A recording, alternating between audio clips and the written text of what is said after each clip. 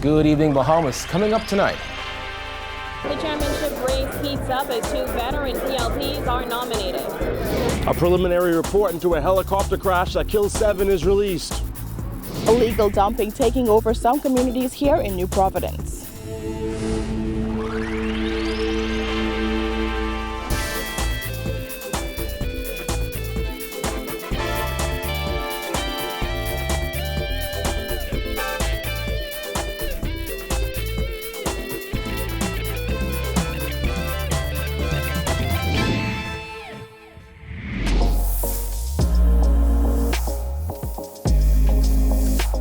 Our News is brought to you by Alive. Welcome to Our News and thanks for joining us. I'm Kyle Walking. Topping news tonight, the race for chairman of the Progressive Liberal Party officially became a 2-man battle after current chairman Fred Mitchell and former West End and Bimini MP Obie Wilchcombe were both nominated during day 1 of the PLP's convention this morning. Wilchcombe defended his decision to run while also hitting out at claims he is causing division within the party. Jasmine Brown reports. Came out the gate swinging today as he blasted any talk about loyalty, insisting he's been nothing but faithful to the PLP. Wilchcombe, who unsuccessfully ran for PLP deputy leader during the party's 2009 convention and for chairman during the party's 2017 convention, said he has always been loyal, but he insisted the same could not be said for his opponent. I never once walked away from my party or ever considered leaving my party or not supporting my party. There's only the person who's running against me left the PLP. I think that's a significant difference. I've never left the PLP. I never went against my organization. I never said negative and derogatory things about the leaders as Fred Mitchell did. That was Wilchcombe's heated response to criticisms from members of his own party. He spoke to the media moments before he was nominated for the post of chairman. Wilchcombe was still fired up after he had secured a nomination, as he slammed suggestions that he is causing disunity in the party. What did we say that's disunifying? The only thing that has been disunifying is some statements not made by me, but made by others who should be encouraging. There's been back and forth among Wilchcombe, Philip Brave Davis, and Fred Mitchell over the past few days over the challenge for chairman. Over the weekend, Mitchell sent out a message that a challenge to the chairmanship post would not be welcomed. Mitchell was asked to respond to Wilchcombe's comments about his loyalty to the party. However, he declined to do so. I've not made any comment about Mr. Wilchcombe or anything he says, and I maintain that I have nothing to say. Meantime, Davis had spent the past 2 days insisting democracy still exists within the party, despite some mixed messages. He said that while any member could contest any office, the 3 leadership posts should remain uncontested. Davis also told ZNS Grand Bahama on Tuesday night that Wilchcombe can't win and won't win in his bid to become PLP chairman. Wilchcombe said the party leader's comments were uncalled for. Internal democracy does not divide. What it does, it causes more and more people to want to be a part of the organization. If you send the wrong message, why should I join? Why would I want to be a part of an organization that clamps it down and says you're not supposed to run, you're not supposed to do anything? We live by this, the Constitution, and the Constitution gives us the right. Once you declare all seats vacant, anybody can run in the party. Despite what seems like an obvious division, Mitchell, Davis, and Wilchcombe all insisted that at the end of the day they are all PLPs and the party will be united no matter what. Reporting for Our News, I'm Jasmine Brown. Well, while the chairmanship race is turning out to be a hotly contested one, there were no challengers for the posts of leader and deputy leader. As a result, Philip Brave Davis and Chester Cooper were returned to the 2 top posts in the party. I am humbled by the confidence reposed in me to lead this party to it.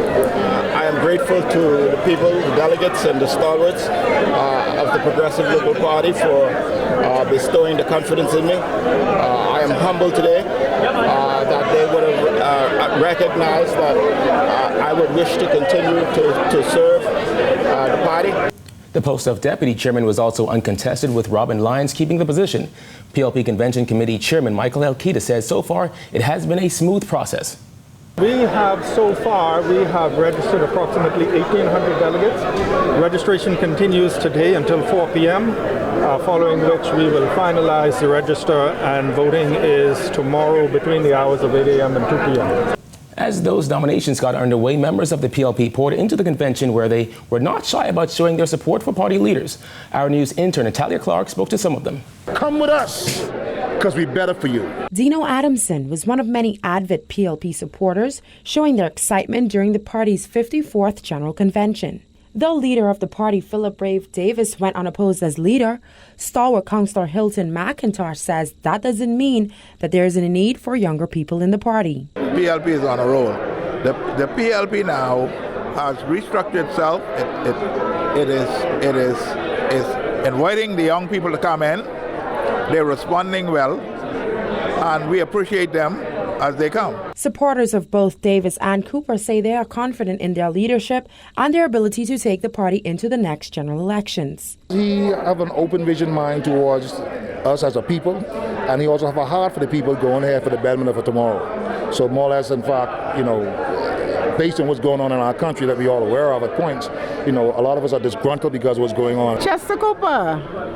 You feel like he is the right person? Yes, he is the right person.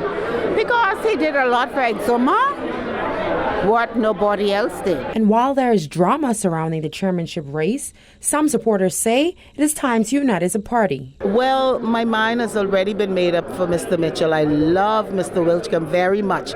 But my feeling is at this time that we're going through in our country, this is not the time for any inceptions in our party to interruptions. Reporting for our news, I'm Natalia Clark. Police investigating a traffic accident which left an adult male dead. According to reports shortly after 1 this morning, a woman was driving a gray Honda Aria along Bernard Road near Aquapure when she collided with a man driving a red Suzuki Swift. Paramedics were called to the scene where they pronounced the man dead. The female was taken to hospital where she is listed in serious but stable condition.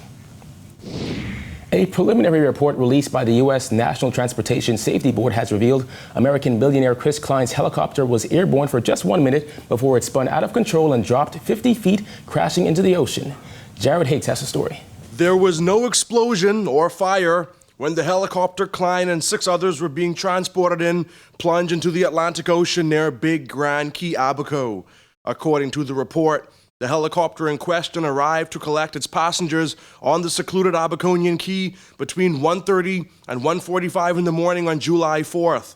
The medical emergency flight was destined for Fort Lauderdale. However, the report says a witness who was located about 1.6 nautical miles southwest of the accident site reported seeing the helicopter lift off and climb to between 40 and 50 feet above ground level.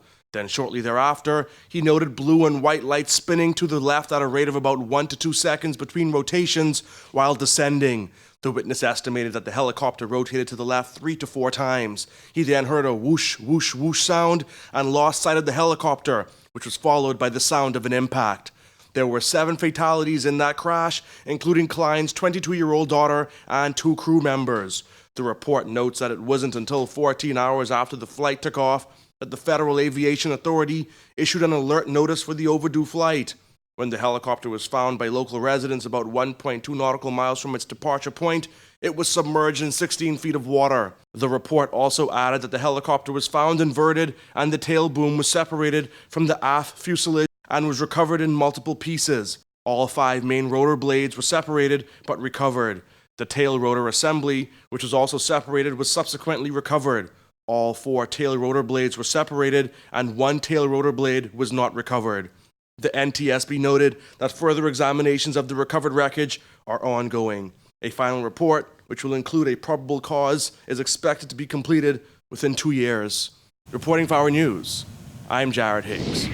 It's a common problem that many people turn a blind eye to, the issue of illegal dumping that's on the increase in some communities. Giorgio Bain visited a few areas suffering from the vexing problem. It's a problem experienced by many communities here in New Providence, illegal dumping, persons coming from other communities and dumping into another. But here in southern New Providence, it was a highly visible problem as garbage was piled on the side of the street, including household furniture. We started off in the South Beach and Marshall Road area. As we drove down the street, we were shocked to see bags of discarded trash lying on the side of the street, fast food containers, bedroom furniture, and even a brown leather couch resting just off the side of the street. Me and my boys, we were stopping people from dumping, and they tried to foot us. Yeah, but this happened very often now. Cicely and her family have recently moved into the South Beach area and said that the dumping has put a huge damper on life in her new home. They're dumping their old washing machines, dryers, stoves, refrigerators, even up to dead animals. Just the other day, a guy dropped a whole big black garbage bag right down the street with a dead dog. And God help me, I'm not the one to move it.